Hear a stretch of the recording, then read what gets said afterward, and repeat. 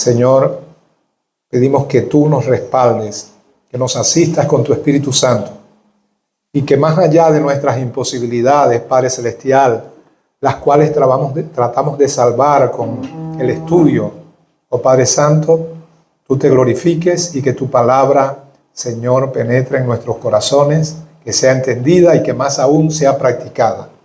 Pedimos esto en el poderoso nombre de Jesús. Pueden sentarse. Yo quiero empezar citando a C.S. Lewis en un libro que él escribió que se llama El problema del dolor. Básicamente lo que C.S. Lewis dice en ese libro es que aquellos que quieren hablar de una teología cristiana sin hacer mención del dolor, están tratando de sacar a Dios del panorama y están destruyendo la imagen que todos tenemos de Dios. Porque sufrir ante el dolor que existe en este mundo, las personas, los que queremos, los amigos y todos los demás, es una de las características que nos hace semejante a Dios. ¿Por qué? Porque Dios sufre, a Dios le duele.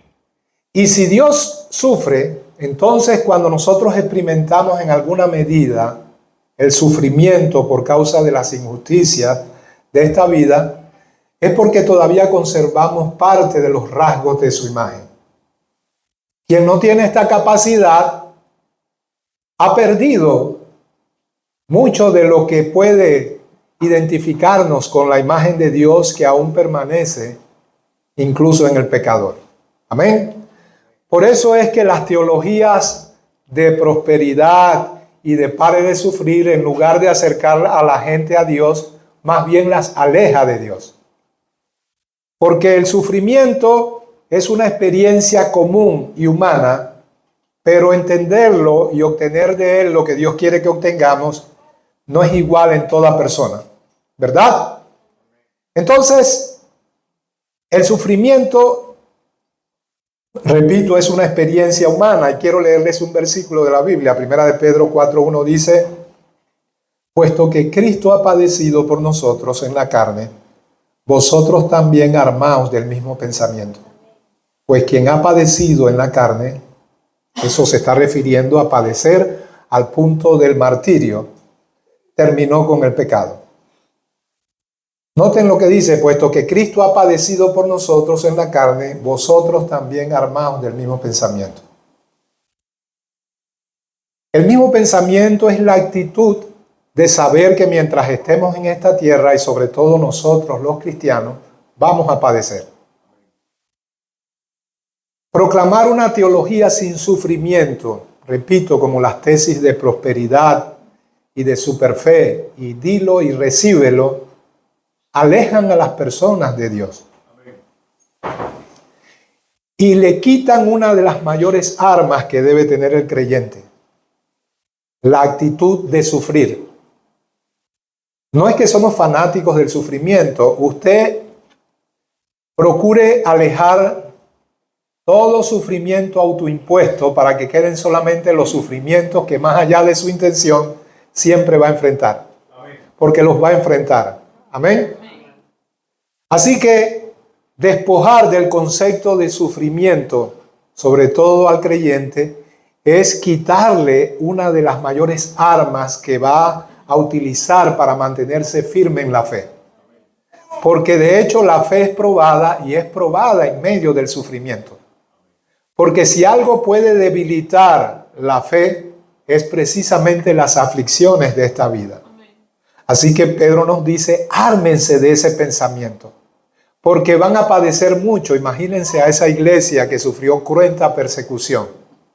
Lo que tú y yo padecemos con las necesidades de nuestra vida diaria es menos que nada en comparación con aquello, ¿verdad? Y si no tenemos esa arma, es una forma de decirlo. Una arma sirve para protegerte de tu enemigo. Y tu enemigo, es decir, Satanás, su mayor propósito no es despojarte de aquello que te da felicidad. Su mayor propósito no es enfermarte ni afligir a tus seres queridos. Su mayor propósito es que si al hacer estas cosas debilita tu fe, entonces Él ha alcanzado su propósito. Amén. Todo lo que está en juego es nuestra fe. No es algo que posea el hombre de modo natural. Sin embargo, como seres que ya hemos sido transformados, que hemos nacido de nuevo y tenemos una nueva naturaleza, la fe no es una imposibilidad como lo es para el que no conoce a Dios. Al contrario, tenemos la capacidad natural, quiero decir con ello espontánea, por haber nacido de nuevo, de tener fe en Dios, de confiar en alguien que aunque es invisible a la vista de los que no le conocen, y también lo es a la vista natural de los que lo conocemos, no lo es a nuestra capacidad de percibirle espiritualmente. Porque el Espíritu Santo mora en nosotros y de alguna manera se ha fundido, por decirlo de esa manera, con nuestro espíritu, de tal suerte que la Biblia dice que el que se une al Señor, un espíritu es con Él. Así que estamos habilitados, capacitados para percibir a Dios. Eso significa para confiar en Él. Él no es invisible a nosotros. Y si no, preguntémosle a Moisés, que venció las dificultades, que en el caso de él era optar por una vida llena de riquezas, de autoridad, de fama en el trono de Egipto, versus ser maltratado con el pueblo de Israel. Negarse a los pecados y a los placeres temporales de esta vida para padecer juntamente con el pueblo de Dios. Para hacer eso, tuvo que mantenerse viendo al invisible. ¿Ve que nosotros podemos ver al invisible? Es una paradoja, ¿verdad? ¿Cómo podemos ver lo que es invisible si la definición de invisible es algo que no se ve? Hombre, el sentido es claro. Nos mantenemos viendo espiritualmente lo que es imposible ver de modo natural. Esa nueva naturaleza tiene la capacidad de percibir a Dios. Pero si no se le alimenta, si no obtenemos de las circunstancias duras de esta vida la sensibilidad necesaria para que esa percepción a la que llamamos fe aumente y en lugar de crecer, entonces podemos tener crisis de fe y podemos sufrir mucho daño temporal por eso. Entonces, Pedro dice, ármense de este pensamiento. La aflicción debe estar en la conciencia del creyente, el estar dispuesto a padecer. Segunda de Timoteo 4:5 dice, pero tú sé sobrio en todo, soporta las aflicciones. Soportar las aflicciones, las personas no soportan las aflicciones. Es decir, una disposición de pasar por ellas. Santiago 5:10 dice, hermanos míos, tomad como ejemplo la aflicción y la paciencia de los profetas que hablaron en nombre del Señor. Romanos 12:12 dice, gozosos en la esperanza, sufridos en la tribulación. Y Romanos 12:15 dice, gozaos con los que se gozan, llorad con los que lloran. Saben que esa disposición revela mucho acerca de tu fe, porque la cultura que muchas veces absorbe a la iglesia nos dice que debemos rehuir todo aquello que nos incomoda. Es por eso que hay creyentes que rechazan, por ejemplo, cuando se les invita a ir a visitar a un enfermo en el hospital. Porque la cultura los ha llevado al tipo de vida esplendorosa donde una discoteca ofrece el ambiente cálido que a mí me gusta y donde me siento bien, pero un hospital. Sin embargo, el creyente va más allá de lo que su carne le dictamina, porque él sabe que al sufrir y al estar dispuesto a hacerlo, se parece más a Cristo y su fe se incrementa.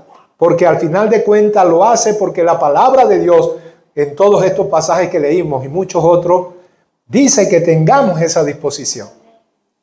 Y si la palabra de Dios dice que debemos llorar con el que llora, pues eso es lo que debemos hacer.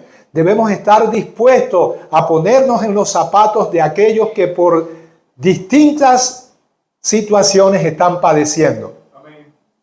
Tener empatía significa que me coloco en la posición de alguien que en algún momento está afligido y yo quiero sentir la aflicción que él siente. Así que cuando tu carne te diga no, y es por eso también que a veces es más fácil estar en un culto. Incluso la exposición de la palabra puede ser objeto de simple curiosidad intelectual y por eso mismo ser algo deleitoso. Pero la oración y la adoración no. Entonces quiere decir que esa disposición a sufrir mide el grado de madurez de un creyente. Mientras que el vivir de manera hedonista, ustedes saben, era una filosofía griega que hablaba de que el hombre debe buscar todo aquello que le da placer y evitar el sufrimiento. Y vivimos en una cultura hedonista que dice, aléjate de todo lo que te hace sufrir. Y no es que, repito, busquemos como si fuera un deporte el sufrimiento.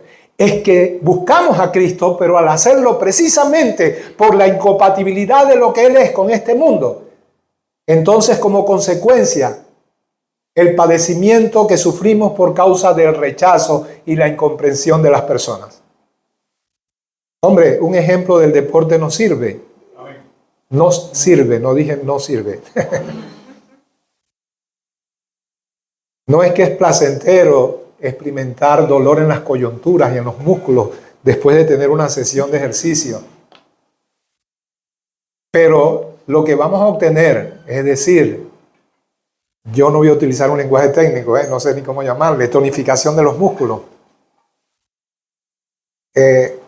Lo que llamamos mantenerse en forma, el desarrollo de un ejercicio aeróbico te da condiciones, ¿verdad? Eso es lo que buscamos, pero al buscarlo, por supuesto, tenemos que ponernos a cosas que nos dan dolor en el cuerpo. Entonces nuestra meta es Cristo, es ser como Él, ¿verdad? Pero al ser como Él, indefectiblemente, eso causará incompatibilidad con un mundo que fluye en dirección totalmente opuesta a todo lo que Él es. Entonces, si quiero buscar a Cristo, debo saber que para parecerme a Él en este mundo, todo lo que este mundo tiene me hará sufrir. Y Pedro dice entonces, ten esa disposición. Y tenla al punto del mayor sufrimiento, el martirio. Y luego nos da una esperanza. Porque si lo que mayormente te aflige en este mundo es el pecado, debes saber que el que ha padecido, y está hablándole a una iglesia marturea, ¿ok? Hablamos de eso, ¿recuerdan? Una iglesia donde muchos ya han sido muertos por la causa de Jesús. Entonces, al llegar al máximo sufrimiento que puede experimentar un creyente, el martirio, terminó con el pecado. Debemos tener ese punto de vista, ¿verdad? Y uno de los ejemplos que la Biblia pone acerca del sufrimiento es precisamente la vida de Job. Este libro ha sido cuestionado por muchos biblistas y por muchos teólogos acerca de cuán real es el personaje de Job. Sin embargo, en las excavaciones de Ugarit se encontraron unos documentos que datan del siglo XVIII antes de Cristo, donde hay referencias a Job, donde se le menciona. Así que estamos frente a un personaje y frente a una historia real. Es un personaje antiquísimo, es anterior a David, es anterior a Moisés, es de la época de los patriarcas. ¿Cómo lo sabemos? Porque las cosas que se dicen en este libro ubican a Job en un periodo anterior a la ley. No se mencionan sacerdotes ni sacrificios, al menos sacrificios hechos por los sacerdotes. Cada patriarca era el sacerdote de su hogar y por lo tanto vemos a Job sacrificando para el bienestar de sus hijos, pero no hay un sacerdocio establecido. Amén. No se menciona Sinaí y cuando se habla de la Torá, las únicas 2 veces que se menciona en este libro, no se utiliza el término Torá para referirse a los libros compendiados por Moisés, sino para referirse a la transmisión oral. Amén. A la tradición oral. Cuando se cuentan las virtudes de este hombre, sus riquezas y todo lo que él tiene a su haber, porque era el hombre más próspero de todo el Oriente, se habla de ganado, se habla de vaca, de camellos, de asnas, de haciendas. No se habla por ninguna parte de moneda de curso legal porque no existe. Estamos en una época bien arcaica. Y cuando lo atacan, no lo atacan países, naciones o pueblos, los atacan tribus. Quiere decir que la conformación social de la época es tribal. Todavía no existen. Bueno, al menos no de manera generalizada lo que podemos llamar países y naciones. Así que estamos frente a un hombre que es muy probable que haya comenzado a vivir a partir del segundo milenio, después del diluvio. Amén. Amén. Y la gente dice, no puede ser verdad este libro, porque ¿quién habla en verso? Algunos han dicho que este libro, por supuesto, de data antiquísima, fue reeditado después que los judíos salieron del exilio en Babilonia. Y por eso vemos que una parte del libro está escrita en verso y otra está escrita en prosa. Los primeros capítulos están en prosa y los últimos también al final. Pero el resto es pura poesía. Muchos dicen, ¿quién habla así? Bueno, yo me remito a los escritos de Homero, la Ilíada, escritos donde la poesía llenaba toda la narrativa. Estamos hablando del siglo IV antes de Cristo.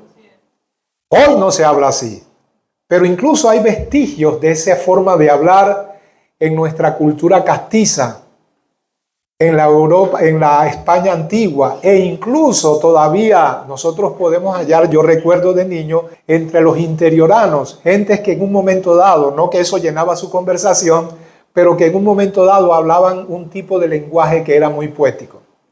Las referencias a adagios y a como proverbios eran muy frecuentes dentro de la forma de hablar de personas que podríamos decir no han pasado mucho tiempo de eso, cuanto más en esa época.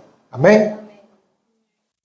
Así que vamos a mirar de cerca el sufrimiento, porque este libro tiene mucho que hablar al respecto. ¿Ok? Saben que cuando se utiliza el libro de Job, quizás no sea algo que ocurra en nuestro medio, pero ocurre en países más desarrollados donde también la teología y la forma en que la iglesia está conformada es mucho más amplia, mucho más efectiva para poder ministrar a otros. Encontramos que hay teólogos, pastores de consejería pastoral que asiste a personas que han salido de cuadros muy traumáticos, niños y niñas que han sido violadas, o personas que en un momento dado estuvieron secuestradas y han estudiado el tema de las aflicciones y qué producen el corazón de los seres humanos, y lo han hecho utilizando como base el libro de Job. Por ejemplo, los jóvenes que vinieron de Vietnam, en la guerra de Vietnam, tanto americanos como puertorriqueños, cuando ellos estuvieron muchas veces hacinados y aún así salieron de esa condición, cuando venían a América ya sus fundamentos teológicos no tenían suficiente fuerza, sino que venían practicando el sintoísmo, el confucianismo, el budismo y ese tipo de filosofías religiosas. Y uno dice, bueno, es que no tenían una fe firme. No es tan fácil como decir que no tenían una fe firme. Es que sus fundamentos teológicos no tenían la suficiente fuerza para sostener su fe en medio de sufrimiento extremo. Y cuando los fundamentos teológicos no te funcionan, quien sufre inmediatamente el impacto del sufrimiento es tu fe. De allí la necesidad de que nosotros, muy de a poco, como aquel instructor que lleva a un atleta cada vez más en un riguroso entrenamiento para que su cuerpo se ajuste a las circunstancias, así también el Señor nos lleva a través de dificultades con el propósito de conformarnos a la imagen de Cristo.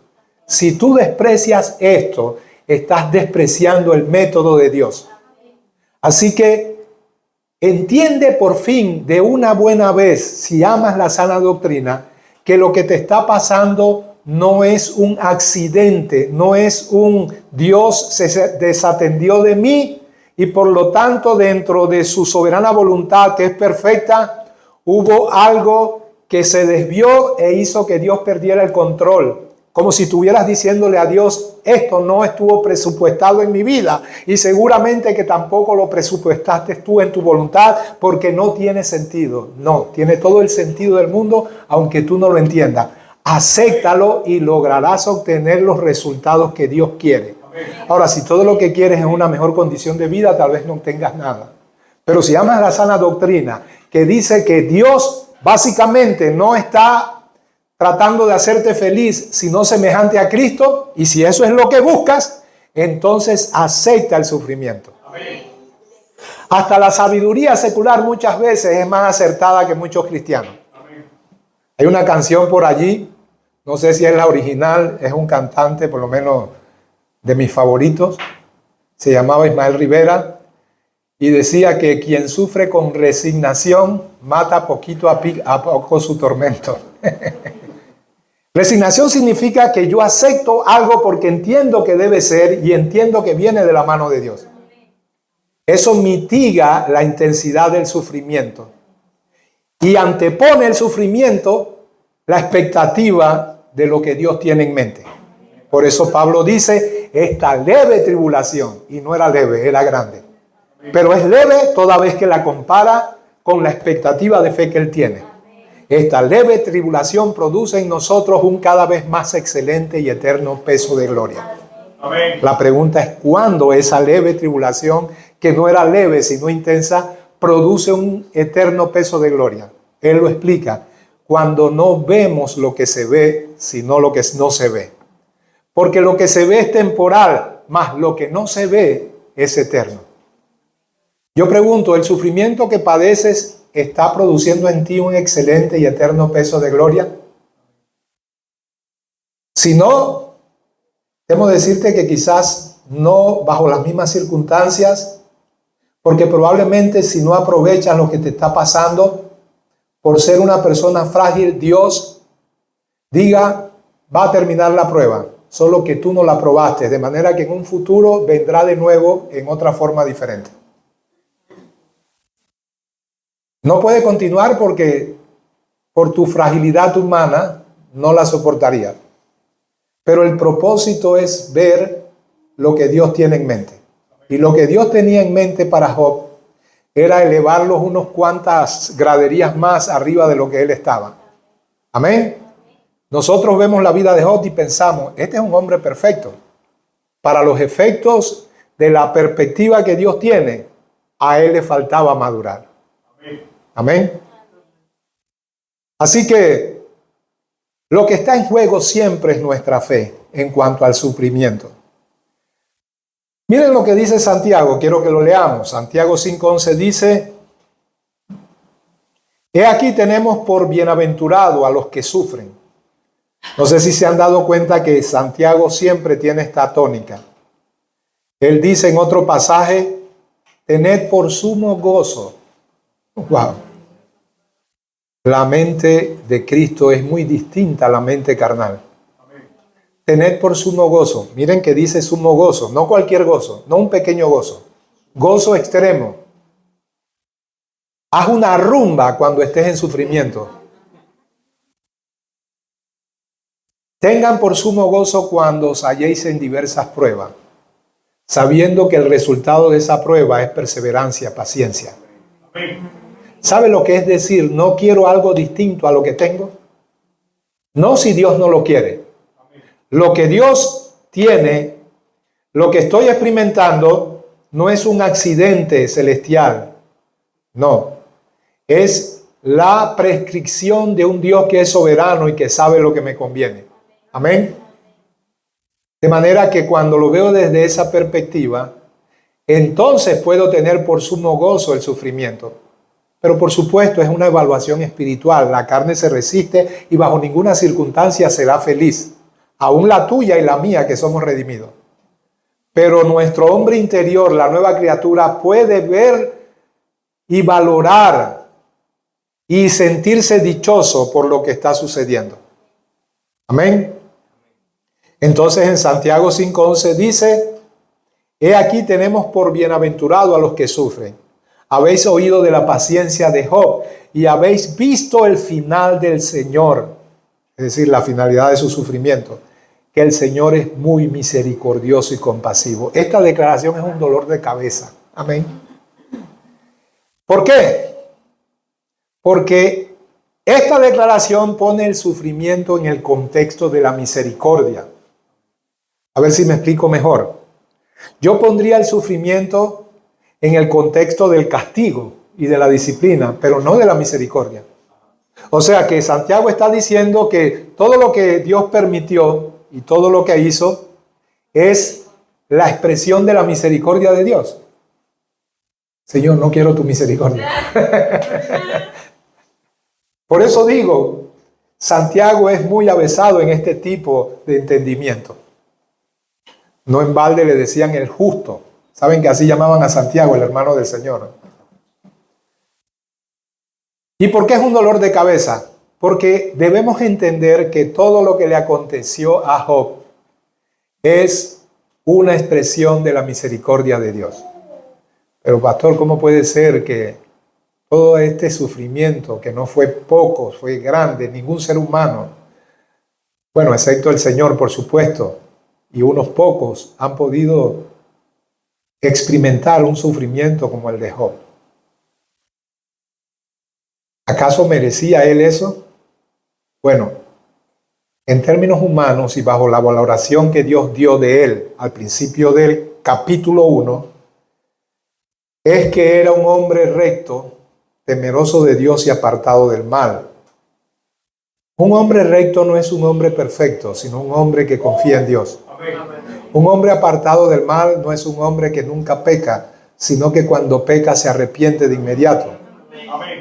Como quiera, un justo todavía tiene los resabios de una naturaleza carnal que nos acuerdan que veníamos de una condición jurídicamente imposible de salvar. Éramos personas que estaban destituidos de la gloria de Dios. Así que en el sentido literal de lo que es ser un justo, para que podamos también afirmar con los que critican a Dios de que por qué padecen los justos, lo primero que puedo decir es que yo sepa, a lo largo de la historia solamente ha habido uno. Amén. Quiere decir que si aparte de él, Dios lidia con todos los demás y les da cosas buenas, lo que está haciendo es misericordia. Amén. Hombre, lo voy a decir de manera sencilla. Si Dios quiere hacer justicia con Job en términos estrictamente divinos, pues igual que Job e igual que a cualquier otro tendría que aplastarlo bajo el rigor de su ira santa. Amén. Así que cualquier cosa diferente a eso ya es misericordia. Amén. ¿Podemos tener ese punto de vista y creerlo de verdad? No es fácil, tu carne y la mía se resisten.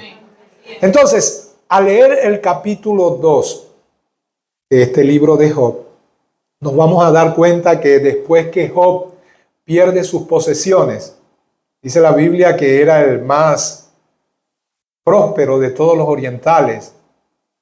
Sus riquezas se contaban por cientos de bueyes, de asnos, de vacas, de camellos, de haciendas y otros tantos cientos de miles de siervos.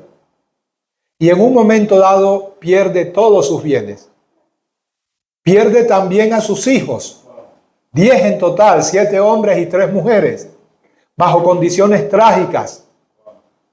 Pierde su salud por una grave enfermedad, una sarna maligna que cubre toda su piel desde la coronilla de su cabeza hasta la planta de sus pies.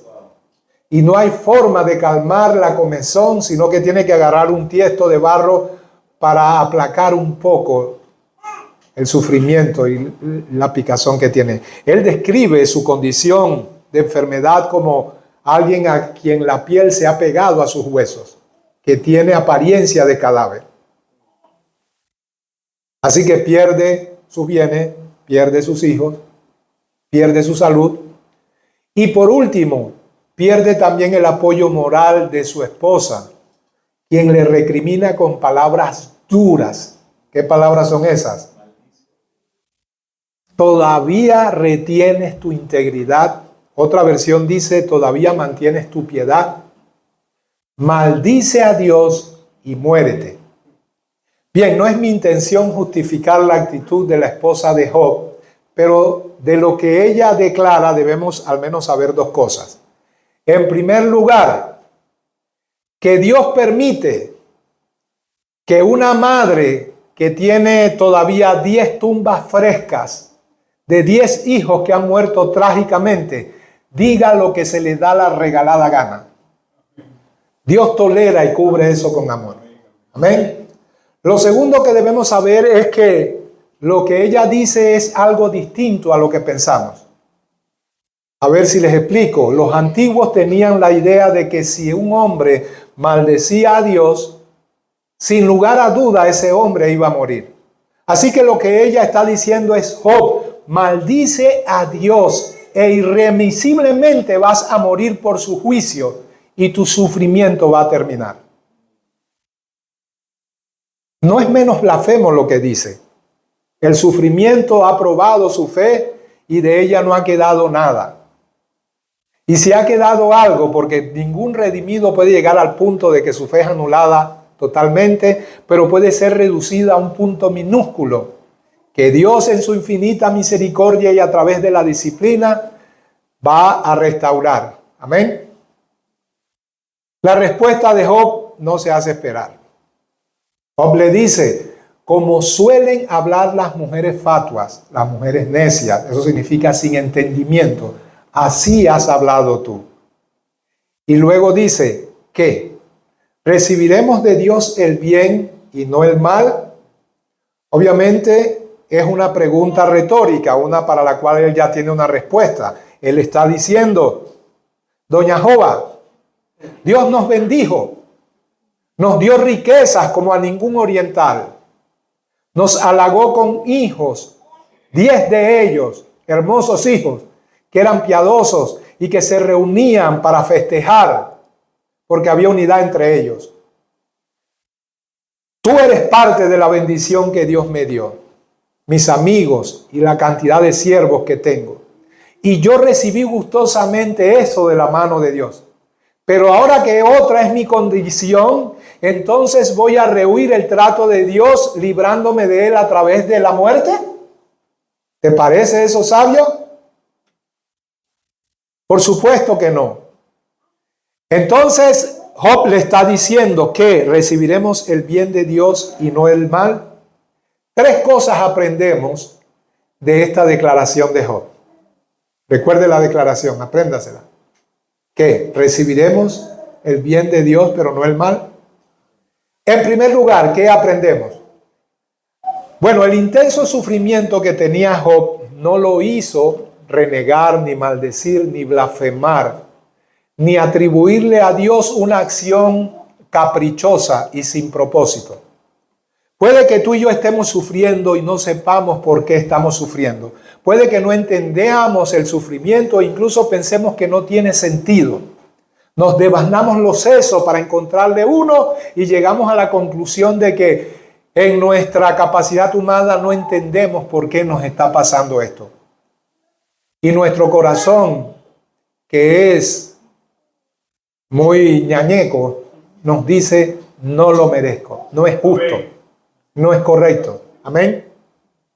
Pero el que tú no entiendas, ni conozcas, ni sepas cuál es el propósito, no significa que no hay uno. No significa que Dios actúa caprichosamente. Casi siempre en las situaciones duras de la vida que Dios nos hace pasar, nuestra mente queda sin fruto respecto al entendimiento de ellas. Son parte de las inescrutables acciones que Dios toma y que nosotros no podemos entender muchas veces. Y repito, el resultado que viene de ellas no es registrado por nuestro entendimiento, pero se registra en nuestra forma de comportarnos después que salimos airosos de ese sufrimiento. Casi todo crecimiento y toda madurez es imperceptible al entendimiento. Otros notan lo que tú y yo no notamos. Otros ven el carácter de Cristo forjado en nosotros. Otros ven madurez.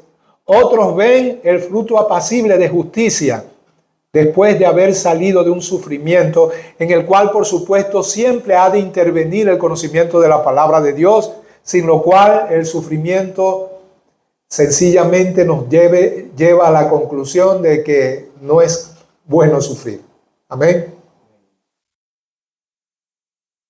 Un poeta decía: a tu escuela llegué sin entender por qué llegaba. Y en tus salones encuentro 1000 caminos y encrucijadas.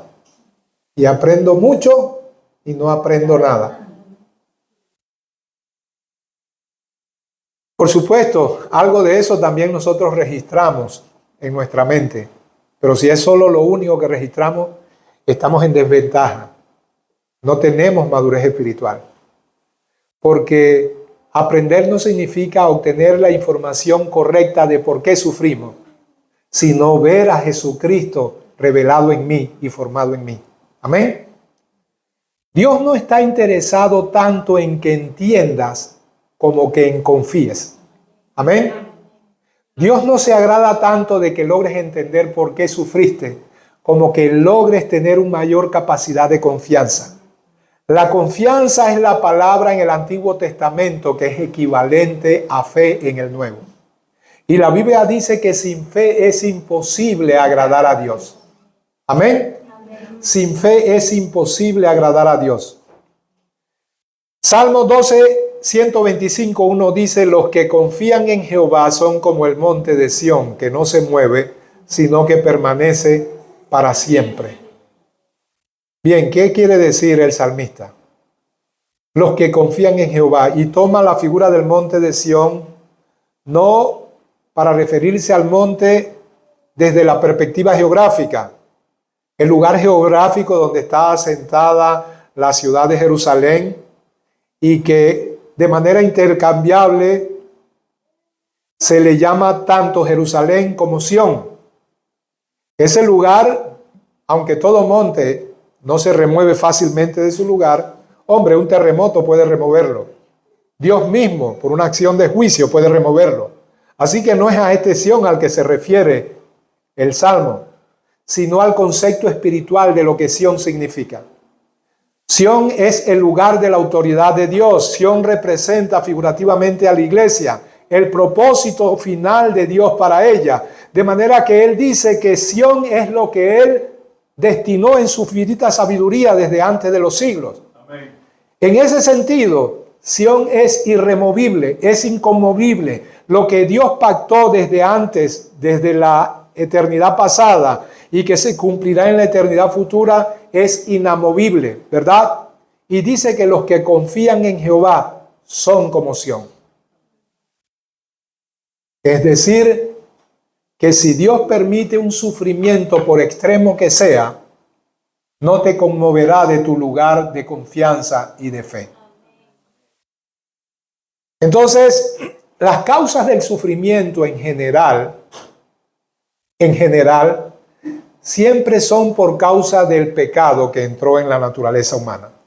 De manera general, el causante de todos los sufrimientos es la existencia del pecado y la negativa del ser humano a aceptar la voluntad de Dios. Amén.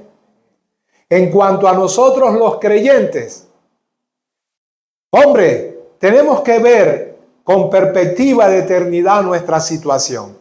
Y por una parte sabemos que detrás de todo sufrimiento está la disposición soberana de Dios, que es transformar nuestro carácter y hacernos semejantes a Jesús.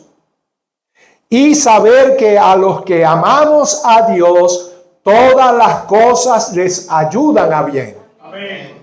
No estar más cómodo, no a ser más feliz, sino a bien en el sentido de lo que eso significa para Dios. Es para bien todo lo que te hace más semejante a Cristo. Amén. Y puede ser para mucho mal lo que te halaga con placer y con comodidad, si va en detrimento del carácter que debes tener como creyente. Amén. Así que lo primero que debemos saber de la declaración de Job, recibiremos de Dios el bien y no el mal, es que con esta frase Job está diciendo que no hay despropósito alguno en lo que Dios haga, pese al hecho de que nosotros no lo entendamos. Que lo que debemos ejercer, más que procurar entender, aunque si podemos entenderlo, pues bien, en buena hora, pero más que entender es confiar. Y la confianza muchas veces se desarrolla en divorcio del entendimiento. Porque si puedo confiar pese al hecho de que no entiendo, entonces tiene más valor esa confianza. Amén. Por eso, sin fe es imposible agradar a Dios. Porque la fe dice, no lo entiendo, no lo veo, me siento mal, pero sé que detrás de todo esto que me está pasando está la mano bienhechora de un Dios que me ama y que me llevará a final término a una dicha suprema por la eternidad, y yo confío en eso. Por lo tanto, Pablo dice, tengo por cierto que las aflicciones del tiempo presente no son comparables con la gloria venidera que en nosotros se ha de manifestar. Amén. Así que no hay despropósito, aunque usted no lo entienda, no hay despropósito. Es una buena oportunidad para confiar decididamente en Dios. Esa es la primera enseñanza que obtenemos de esta declaración. Lo segundo que obtenemos de esta declaración, que recibiremos de Dios el bien y no el mal, es que Job está reafirmando la soberanía de Dios. Amén. Una doctrina muy mal entendida y poco enseñada desde los púlpitos. Dios es soberano, soberano absoluto. Amén. Eso significa que tiene el control de todo. Nunca pienses, como quizás se te ha enseñado, que si algo malo te aconteció es porque no tuviste suficiente fe y que dependía de tu fe el poder sortear la situación para que otro fuera tu suerte. Con eso estás diciendo, todo dependía de mí, pero nunca depende de ti. Nunca se trata de ti, siempre se trata de Él. Amén. No es que no debas tener fe, mejor que no haberla tenido es haberla tenido. Pero dependió de Dios de manera absoluta. Ningún pajarillo, por muy insignificante que sea a los ojos de los seres humanos, cae a tierra sin que sea presupuestado por Dios. Todos los cabellos de tu cabeza están contabilizados. Amén. Miren lo que dice Isaías 45, 6, 7. Yo, Jehová, y ninguno más que yo, que formo la luz y creo las tinieblas, que hago la paz y creo la adversidad. Yo, Jehová, soy el que hago todo esto. ¿Alguien se atreve a contradecir esto con una teología al mejor gusto de cada quien? Salmo 135, 6. Todo cuanto el Señor quiere lo hace en los cielos y en la tierra, en los mares y en todos los abismos. Salmo 115, 3. Nuestro Dios está en el cielo. Él hace lo que le place. Amén. Amén. Entonces, todos estos pasajes demuestran que Dios es la causa primera y última de todo lo que ocurre, sea bueno o sea malo. ¿Pero en qué sentido? Bueno, podemos decir que todas las cosas que son contrarias al bien, a la luz, a la paz, a la salud, todas las cosas que son contrarias a esta, como el mal, como las tinieblas, como la adversidad, como la enfermedad, son permitidas por Él para propósitos que son inescrutables para nosotros, pero que Él conoce muy bien. Y muchas veces ocurren con propósitos de disciplina, de castigo o simplemente para su gloria. Y nuestra mente, al no entenderlas, da por sentado de que estas cosas no tienen sentido, solo porque no las entendemos.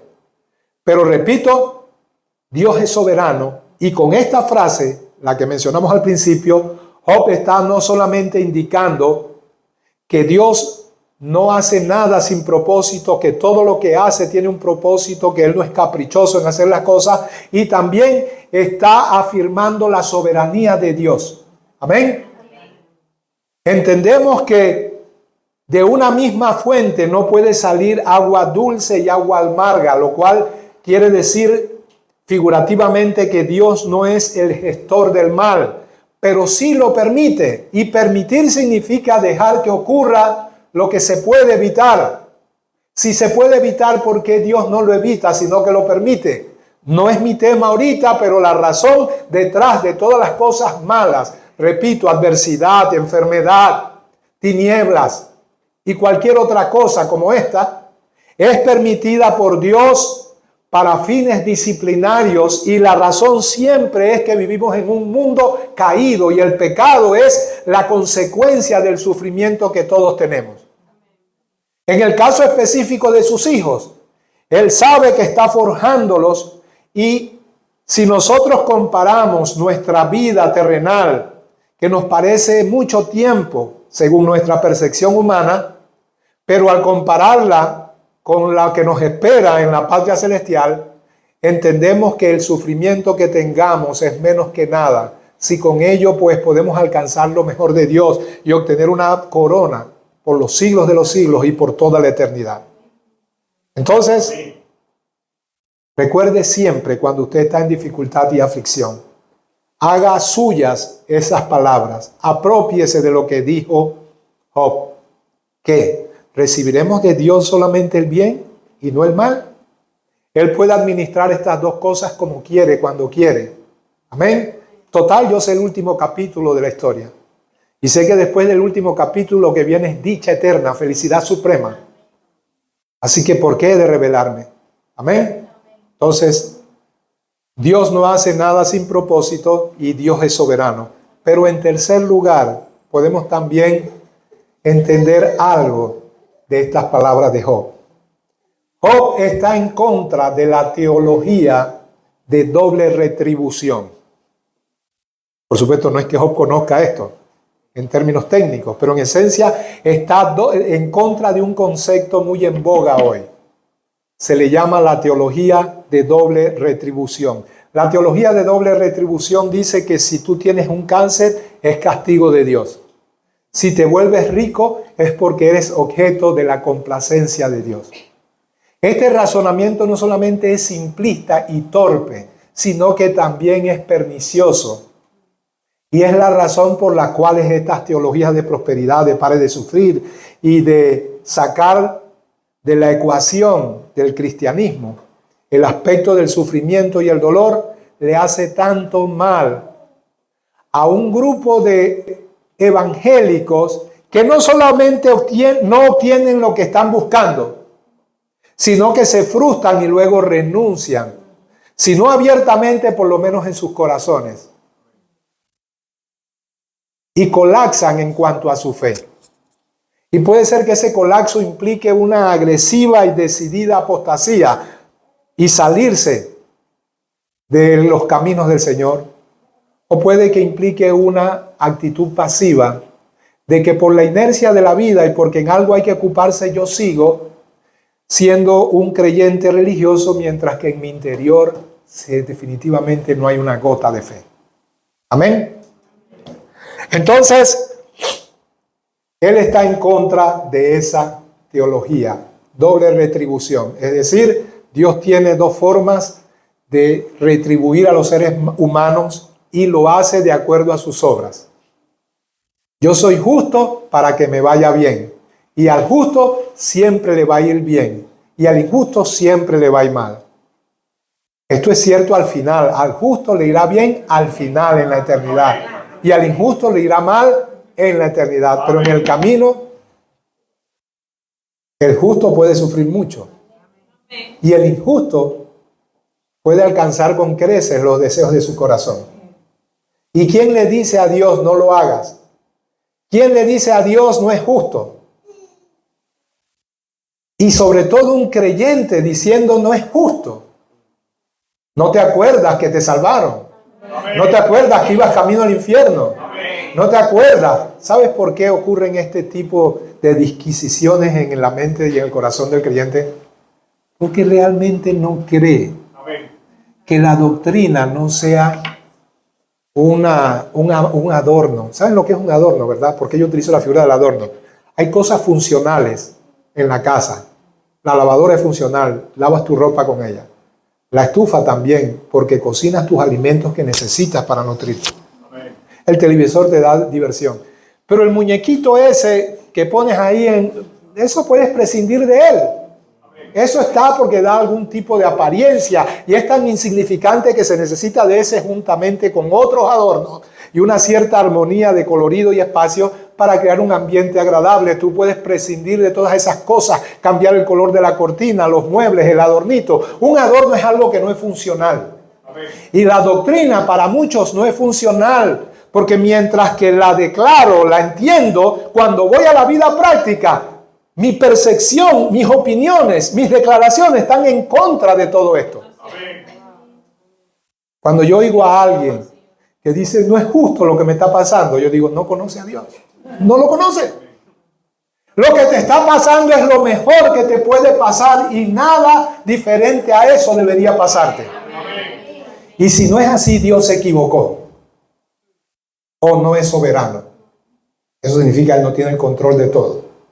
De manera que tú decides, bueno, sí es injusto, pero no estoy culpando a Dios porque Dios ha creado la fe. Y la fe es una energía por medio de la cual Dios dice, el balón está de tu lado, todo depende de ti. Si hay gol, es tu mérito. Si no lo hay, es tu fracaso. Esa teología ha afectado mucho el carácter del cristiano. Amén. Por eso el cristiano no puede decir, después de haberlo, porque dentro de nuestra humanidad no sabemos exactamente qué Dios quiere. Así que si algo me está haciendo sufrir, no me quedo a soportar los golpes. Trato de mejorar mi condición, pero si finalmente no puedo, gloria a Dios. Entiendo que más allá de tu soberanía yo no puedo ir. Y lo acepto, Señor. Y el que sufre con resignación, mata poquito a poco su tormento. Hay sabiduría en eso, ¿verdad que sí? Pero solamente que no la hay porque entienden resignación como otra cosa. Pero resignarse significa acepto la voluntad de Dios. Resignarse significa mujer, fatua, necia, torpe. ¿Recibiré de Dios el bien y no el mal? E inmediatamente el texto añade, en todo esto no pecó Job. No le atribuyó a Dios despropósito. Yo no lo entiendo, pero tú tienes un propósito. Amén. Tú eres soberano. Tú puedes hacer con aquellos que creaste lo que quieras, cuando quieras y como quieras. Y más con criaturas que son pecaminosas y por lo tanto merecen castigo. Es un poco lo que dice Romanos, ¿irá el vaso de barro al que lo creó? ¿Por qué me hiciste así? ¿O no tiene potestad el alfarero para hacer de una misma masa un vaso de honra y otro de deshonra? Estas cosas debemos entenderlas para tener una correcta evaluación del Dios a quien servimos. Porque si pensamos de otro modo, estamos también equivocando quién es Dios. Y al equivocar quién es Dios, cómo actúa, lo que hace y lo que no hace, entonces estamos adorando a un Dios distinto que no proviene de las páginas de la Biblia, sino de nuestra imaginación. ¿Y eso se llama? Idolatría. Y la idolatría es el pecado que encabeza como algo que no debes hacer el decálogo, los 10 mandamientos. Amén. Amén. Entonces las personas no conocen a Dios. Job le conoce, pero Job va en un proceso de sufrimiento en el cual él al final tendrá que decir, sí te conocía, pero solo de oídas. Mi conocimiento era débil, como el que lee en un panfleto acerca de un país que nunca ha visitado y puede declarar cuántos kilómetros cuadrados de superficie tiene, quién es su presidente, cómo es la flora y la fauna, y puede hablar un montón de cosas de un lugar que no ha pisado ni ha visto. Pero ahora, Señor, ahora mis ojos te ven. Amén. Ahora puedo tener un conocimiento que ya no es meramente información en mi mente. Es que te entiendo. Amén. Y yo mandé, y con esto concluyo, también un escrito donde explico que hay un conocimiento que es anterior a la obediencia. Es el conocimiento de las ideas y de los conceptos. Si yo quiero conocer acerca del amor de Dios conceptualmente, solo tengo que abrir las páginas de la Biblia, hacerme de algunos libros de teología, entender lo que entiendo en ese primer acercamiento y luego profundizarlo con lo que dicen otros hombres más capaces que yo. Y luego tengo un entendimiento de la teología del amor o de la santificación. No necesito obedecer, necesito leer, estudiar. Amén. ¿No es valioso? Por supuesto que lo es. Pero nada comparable con el conocimiento que viene después de la obediencia.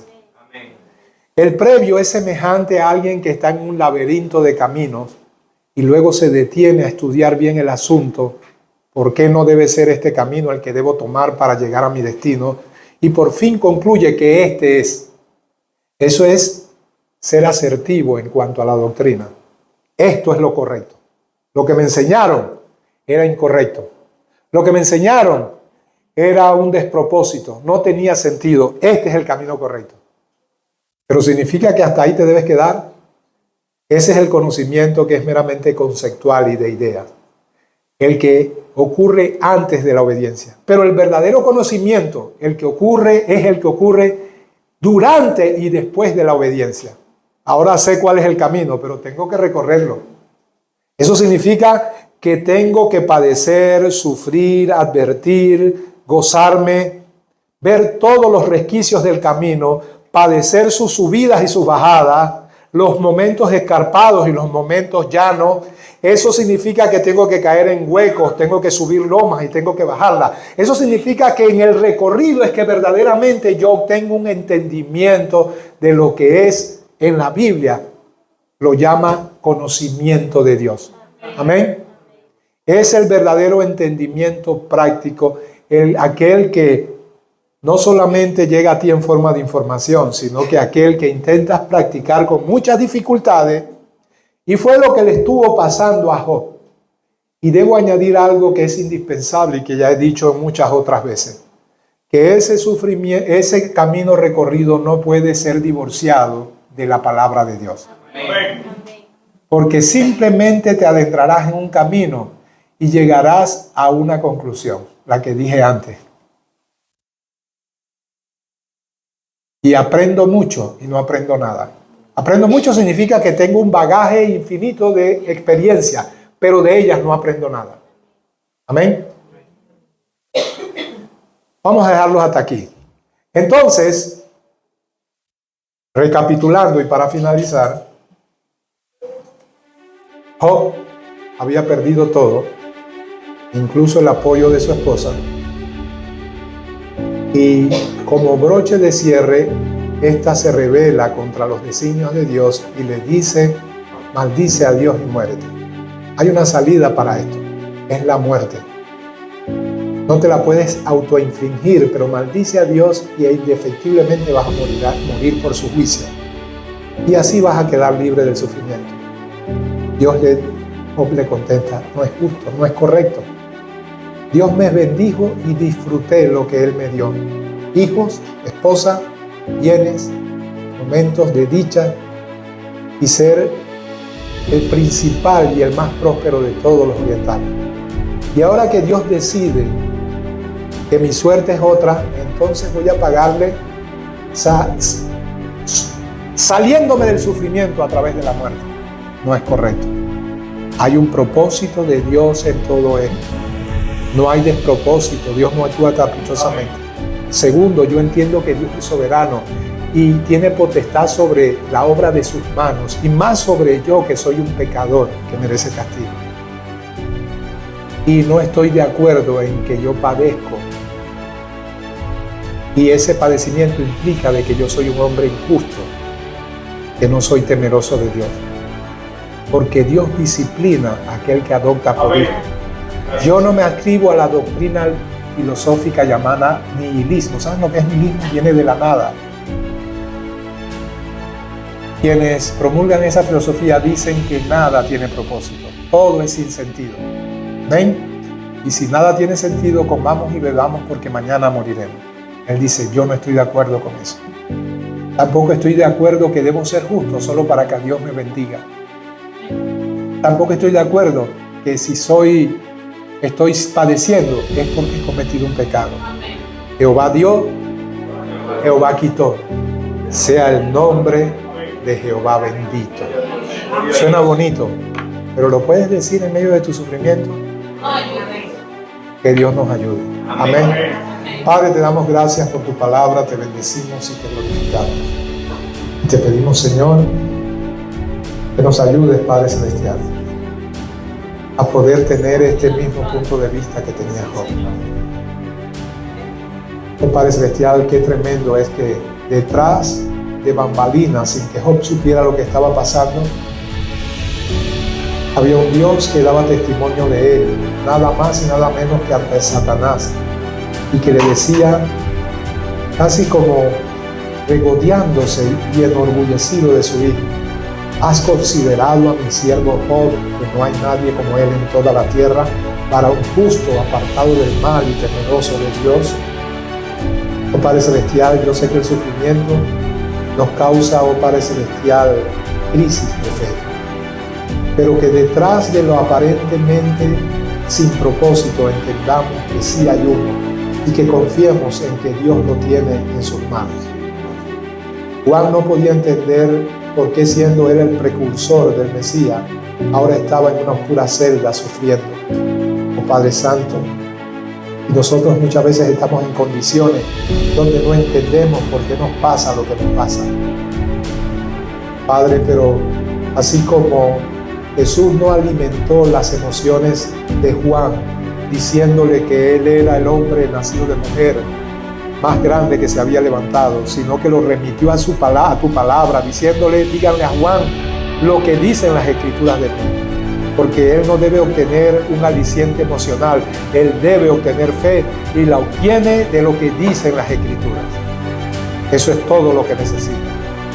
A mí me van a crucificar, a él le han de cortar la cabeza, y solo en el cielo vendrán las explicaciones. Mientras tanto, Señor, el juego solo tiene un nombre, y se llama fe y confianza decidida en un Dios que es fiel y verdadero. Ayúdanos a confiar, Padre Celestial, en medio de cualquier circunstancia. Pedimos esto en el poderoso nombre de Jesús. Amén.